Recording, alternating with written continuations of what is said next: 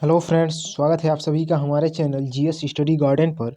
जैसा कि आप लोग जानते हैं कि हमारे चैनल पर डेली सी टेट का प्रैक्टिस सेट कराया जाता है। इसी क्रम में आज हम लोग पर्यावरण अर्थात ईवीएस का प्रैक्टिस सेट 5वां देखेंगे, जो कि काफ़ी इसमें इम्पोर्टेंट क्वेश्चन है। आप लोग इसको अच्छे से देखिएगा। अगर आप लोग हमारे चैनल को पहली बार विजिट किए हैं तो प्लीज़ चैनल को लाइक, शेयर और सब्सक्राइब जरूर कर दीजिएगा, और ऐसे ही बेहतरीन वीडियो का नोटिफिकेशन पाने के लिए बेल आइकॉन को अवश्य प्रेस कर दीजिएगा। चलिए वीडियो शुरू करते हैं। कम समय में हम लोग इसको कंप्लीट करेंगे। आप लोग अपना स्कोर कमेंट बॉक्स में ज़रूर बताइएगा। देखिए पहला दिया है ऋचा विभिन्न प्रकार की यात्रा टिकटों का उपयोग करती है। एसी टिकटों के उपयोग से निम्नलिखित में से किस संकल्पना पर प्रभावपूर्ण ढंग से चर्चा की जा सकती है। मतलब ऋचा जो है नियमित जो है यात्रा करती है, और ऐसे टिकटों के वो जो टिकट उसको मिलता है उस पर वो किस ढंग से चर्चा करे कि जो है प्रभावपूर्ण हो, ये बताना है आप लोगों को। ऑप्शन ए दिया है अलग अलग साधनों से यात्रा करने पर यात्रा की लागत भी भिन्न भिन्न होती है। मतलब उसमें क्या जानकारी होता है, ऐसा कुछ पूछा जा रहा है। यात्रा की लागत उस वाहन द्वारा प्रयुक्त ईंधन पर निर्भर करती है। तीसरा दिया है सार्वजनिक परिवहन से एक स्थान से दूसरे स्थान पर जाने के लिए हमें टिकट चाहिए। चौथा है आरक्षण प्रक्रिया की समझ। तो देखिए टिकट से हमें जो उस पर चर्चा कर सकते हैं या फिर जो इसमें जानकारी होता है उसमें देखिए कौन कौन सा ऑप्शन दिया है। ऑप्शन 3 और 4, ऑप्शन 1 और 4, ऑप्शन 1 और 3, ऑप्शन 2 और 3। तो देखिए इसका जो राइट आंसर हो जाएगा, इससे हम लोगों को अलग अलग साधनों से यात्रा करने पर यात्रा की लागत भिन्न भिन्न होती है। इस पर भी चर्चा हो सकता है टिकट के माध्यम से, और आरक्षण प्रक्रिया की समझ पे भी हो सकता है। तो 1 और 4 जो कि ऑप्शन बी में है तो राइट हो जाएगा। चलिए अगला देखते हैं। कौन सा जीव वर्मी कंपोस्टिंग में मदद करता है। इम्पोर्टेंट है। नाइट्रीफाइंग केचुए, शैवाल, कवक। तो देखिए वर्मी कंपोस्टिंग में जो मदद करता है वो है केचुए। ऑप्शन बी इसका राइट हो जाएगा। अगला देखते हैं, थोड़ा बड़ा क्वेश्चन है। कक्षा 5 की अध्यापिका माहिका चाहती है कि उसके विद्यार्थी आसपास के पौधों का अवलोकन करें। सार्थक अधिगम अर्थात सीखने के लिए उसे बच्चों को क्या करने के लिए प्रोत्साहित करना चाहिए।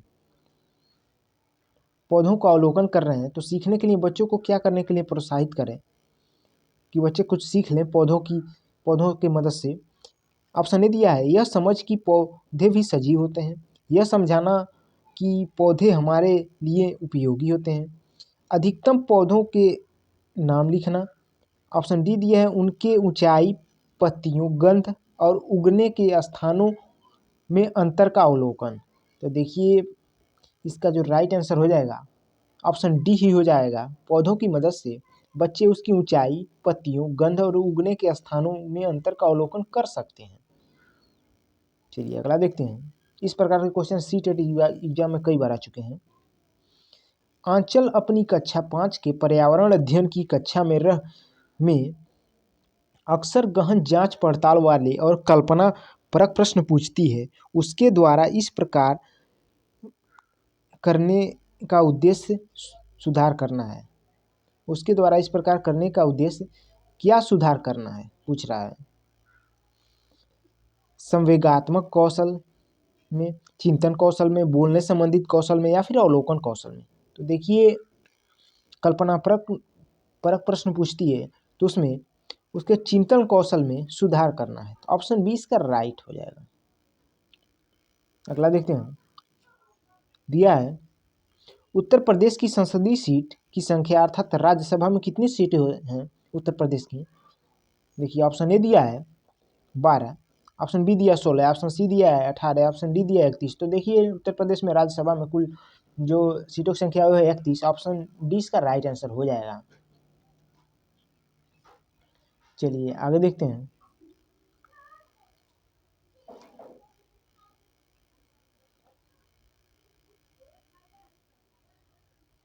अगला देखते हैं। भारतीय संविधान का अनुच्छेद 222 एक न्यायाधीश का एक उच्च न्यायालय से दूसरे में स्थानांतरण किससे संबंधित है। राज्य नीति के निदेशक सिद्धांत से, केंद्र सरकार से, राज्य सरकार से, या फिर भारतीय नागरिक के मौलिक अधिकार से। तो देखिए इसका जो राइट आंसर हो जाएगा, इसका हो जाएगा ऑप्शन सी, राज्य सरकार से। क्योंकि उच्च न्यायालय की बात कर रहा है तो उच्च न्यायालय जो है राज्य में ही होता है, राज्य से ही। अनुच्छेद 222 राज्य से संबंधित है, तो देखिए राज्य सरकार से है। सॉरी, अनुच्छेद 222 एक न्यायाधीश का एक उच्च न्यायालय से दूसरे उच्च न्यायालय से संबंधित है। चलिए अगला देखते हैं। ईवीएस की पढ़ाई में कक्षा में प्रश्नोत्तर तकनीक का सबसे अच्छा उपयोग किसके लिए किया जा सकता है? प्रायोगिक कौशल को बढ़ावा देने के लिए, कक्षा में अनुशासन बनाए रखने के लिए, विद्यार्थियों का ध्यान आकर्षित करने के लिए। ऑप्शन डी दिया है शिक्षार्थियों में सीखने की जिज्ञासा उत्पन्न करने के लिए। तो देखिए इसका राइट आंसर हो जाएगा ऑप्शन डी ही, शिक्षार्थियों में सीखने की जिज्ञासा उत्पन्न करने के लिए जो है प्रश्नोत्तर तकनीक सबसे अच्छा उपयोगी है। चलिए अगला देखते हैं। प्राथमिक स्तर पर ईवीएस की पढ़ाई का एक प्रमुख उद्देश्य क्या है?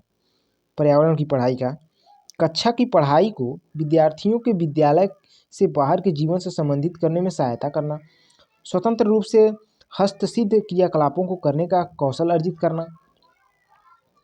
ऑप्शन सी दिया है विषय की मूल संकल्पनाओं की गहन अध्ययन करना। देखिए इसमें ऑप्शन डी जो है कट गया है, इस जो कि वो भी ऑप्शन डी राइट आंसर नहीं था।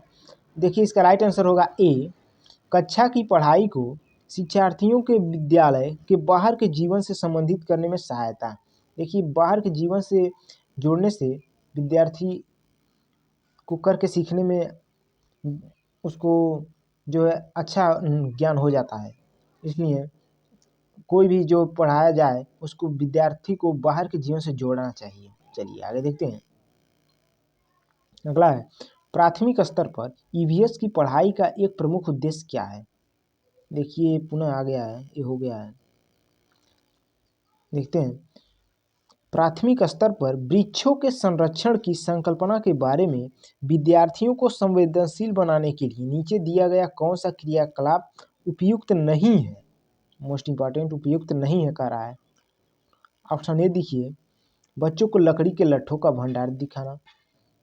ऑप्शन बी है वृक्षों पर पोस्टर बनाने की प्रतियोगिता आयोजित करना। ऑप्शन सी है वृक्षों पर नारा लेखन अर्थात स्लोगन राइटिंग प्रतियोगिता आयोजित करना। ऑप्शन डी है प्रत्येक छात्र को एक वृक्ष को अपनाकर उसकी देख रेख के लिए प्रोत्साहित करना। तो देखिए प्राथमिक स्तर पर वृक्ष के संरक्षण के लिए जो सबसे संवेदनशील जो नहीं है, देखिए नहीं है, इस पर विशेष ध्यान दीजिएगा, नहीं है पूछा है, तो वो है ऑप्शन ए ही, बच्चों को लकड़ी के लट्ठों का भंडार दिखाना, जो कि इसका राइट आंसर हो जाएगा, ए उपयुक्त नहीं है। चलिए अगला देखते हैं। थोड़ा बड़ा मिलेगा, पेडागोजी के क्वेश्चन है इसमें अधिक। सामाजिक विज्ञान के संदर्भ में पर्यावरण अध्ययन पढ़ाने का निम्नलिखित में से कौन सा उद्देश्य नहीं है? पुनः देखिए नहीं है। इसे बच्चों को मुख्य शब्दावली की सही परिभाषा याद करने योग्य बनाना, इसे शिक्षार्थियों को विद्यमान विचारों और प्रश्न अभ्यासों पर प्रश्न करने की योग्य बनाना।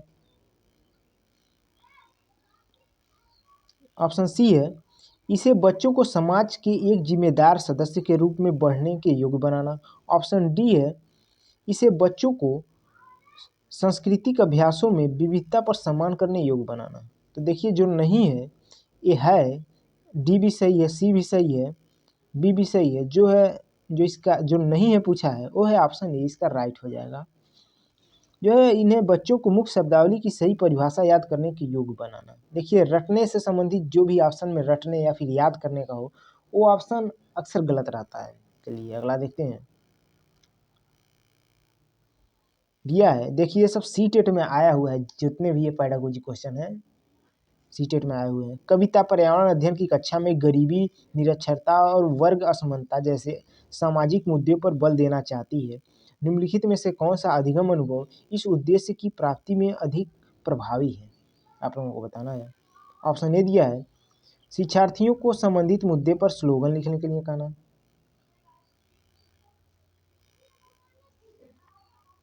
शिक्षार्थियों के मुद्दे पर व्याख्या आयोजित करना, शिक्षार्थियों से संबंधित सामाजिक मुद्दे को चार्ट तैयार करना, या फिर शिक्षार्थियों को संबंधित जानकारी एकत्र करके उसका विश्लेषण करने के लिए सामूहिक परियोजना के लिए कहना था। देखिए इसका राइट आंसर जो हो जाएगा वो हो जाएगा ऑप्शन डी, परियोजना के लिए कहना। चलिए अगला देखते हैं। प्राथमिक स्तर पर पर्यावरण अध्ययन में रचनात्मक आकलन को शामिल नहीं करता है। किसको शामिल नहीं करता है रचनात्मक आकलन? शिक्षार्थियों की ग्रेडिंग और रैंकिंग, शिक्षार्थियों के अधिगम रिक्तियों की पहचान, शिक्षण में कमियों की पहचान, या फिर शिक्षार्थियों के सीखने को बढ़ाने। तो देखिए इसका राइट आंसर जो हो जाएगा ऑप्शन ए, शिक्षार्थियों की ग्रेडिंग और रैंकिंग को शामिल नहीं करता है रचनात्मक आकलन में।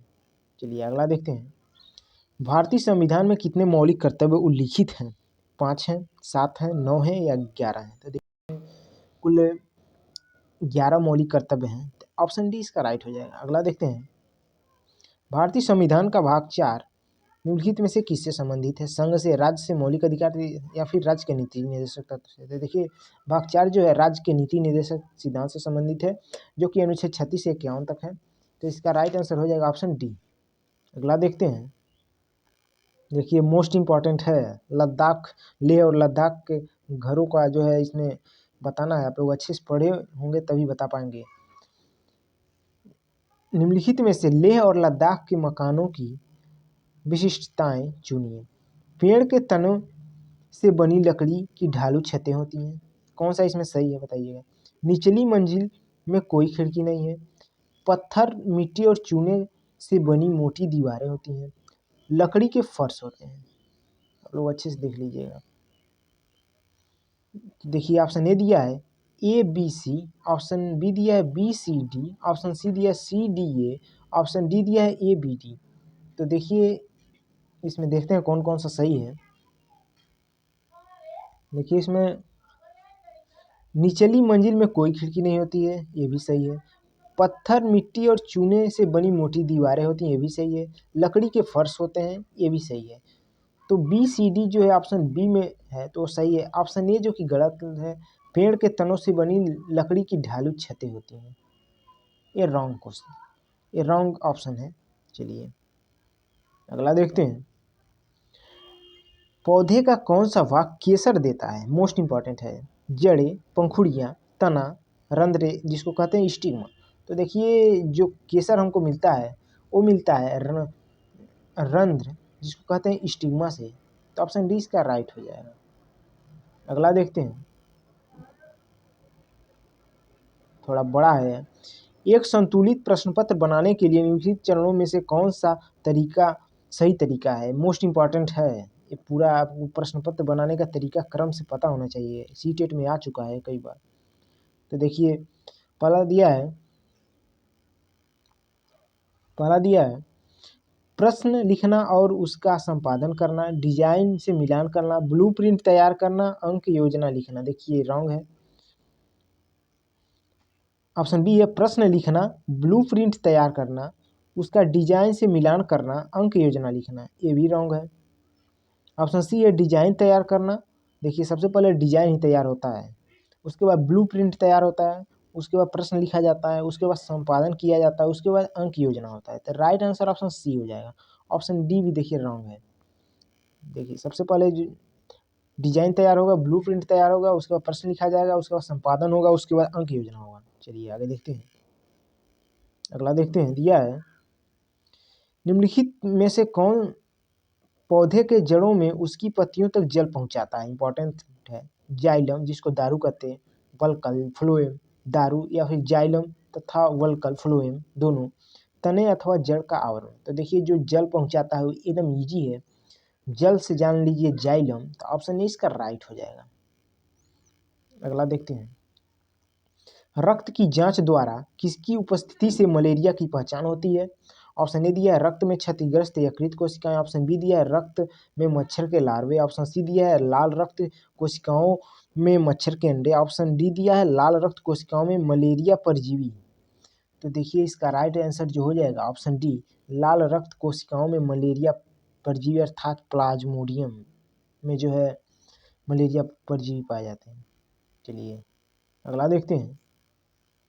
अगला है टूटता तारा, जिसको उल्का कहते हैं, क्या होता है? एक चमकता पिंड जो वायुमंडल में एक समान गति से चलता है। एक तारा है जिसके एक सिरे पर पूंछ होती है।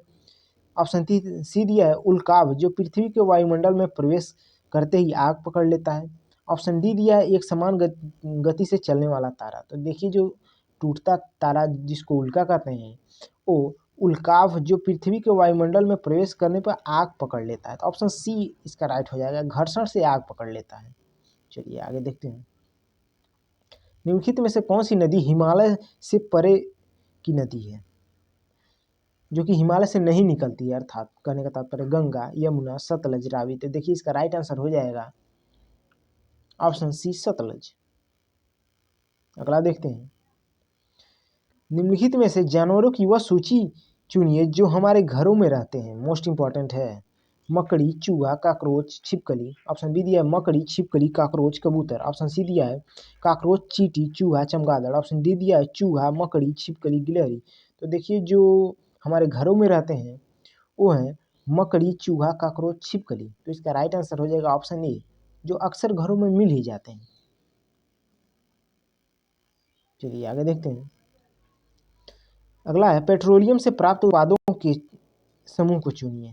पेट्रोल, डीजल, बायोगैस, मोम, coal tar grease, petrol, kerosene, charcoal, LPG, petrol, biogas. देखिए जो पेट्रोलियम से हमको उत्पादित होता है, मिलता है, वो है, देखिए समूह चुनना है। तो इसका राइट आंसर हो जाएगा ऑप्शन बी, मोम, कोल्टार और ग्रीस। चलिए आगे देखते हैं। मोस्ट इंपॉर्टेंट है आबू पहाड़ियों का जो कि सबसे उसका ऊंचा शिखर है गुरु शिखर, किस पर्वत श्रृंखला की सबसे ऊंची चोटी है? सबसे ऊंची चोटी किस पर्वत श्रृंखला की है? गुरु शिखर, सह्याद्री, पूर्वांचल, अन्नामलाई या फिर अरावली। तो देखिए अरावली की सबसे ऊंची चोटी जो है वही है गुरु शिखर, कई बार आ चुका है। ऑप्शन डी इसका राइट हो जाएगा। अगला देखते हैं। निम्न नदियों के को दक्षिण से उत्तर के क्रम में किस प्रकार रखेंगे, मतलब व्यवस्थित करना है दक्षिण से उत्तर के क्रम में। तो देखिए सबसे पहले दक्षिण में जो आएगा कावेरी, उसके बाद आएगा कृष्णा, उसके बाद गोदावरी, उसके बाद महानदी। तो 1 2 3 4 क्रम से हो जाएंगे। तो इसका राइट आंसर हो जाएगा ऑप्शन 1 2 3 4 ऑप्शन डी। चलिए आगे देखते हैं। निम्न में से कौन राष्ट्रीय राजमार्ग संख्या 3 से नहीं जुड़ा है? आगरा, भोपाल, धुले, ग्वालियर। तो देखिए इसका राइट आंसर जो हो जाएगा ऑप्शन बी, भोपाल नहीं जुड़ा है, बाकी सब जुड़े हैं। चलिए अगला देखते हैं। रसोई घर में अग्नि से सुरक्षात्मक उपाय के रूप में क्या अपनाया जाना चाहिए? प्राथमिक चिकित्सा मंजूषा, अग्निशामक यंत्र, अग्निरोधक प्रणाली या फिर अग्नि रहित यंत्र। तो देखिए रसोई घर में अग्नि से सुरक्षा के लिए हमको अग्निशामक यंत्र जो है अपनाया जाना चाहिए हम लोगों को। तो ऑप्शन 20 का राइट हो जाएगा। अगला देखते हैं। एशिया के सबसे लंबे साइकिल हाईवे की इटावा से आगरा के मध्य लंबाई कितनी किमी है? 107 किमी, 304 किमी, 207 किमी या फिर 80 किमी। तो देखिए इसका राइट आंसर जो है ऑप्शन सी है, 207 किमी है। एशिया की सबसे लंबी साइकिल हाईवे इटावा से आगरे तक है। देखिए अगला है बीटी कपास, मोस्ट इंपॉर्टेंट, कई बार आ चुका है। बीटी कपास क्या है? एक संकर पौधा, एक ट्रांसजेनिक पौधा, एक प्राकृतिक पौधा, एक औषधि पौधा। तो देखिए बीटी कपास जो है एक ट्रांसजेनिक पौधा है। इसका राइट आंसर हो जाएगा ऑप्शन बी। देखिए इस प्रैक्टिस सेट का लास्ट क्वेश्चन है।